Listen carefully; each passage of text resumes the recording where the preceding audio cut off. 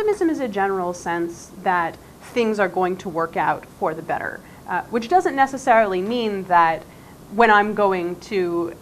drive into Center City, Philadelphia, that I'm confident I'll find a parking spot, but more a general sense that regardless of the specifics of what happened in my life,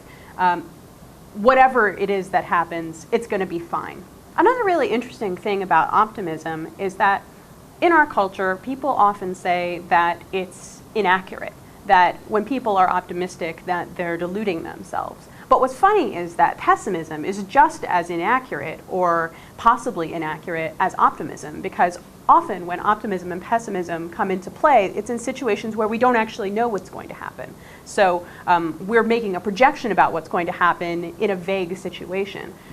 So one could choose to say, well, it'll probably work out, or it probably won't, and neither of those are really based in fact. So the only real reason that people are pessimistic is because they think it's more accurate, but it isn't any more accurate, and ultimately you're not going to try as hard if you're pessimistic. So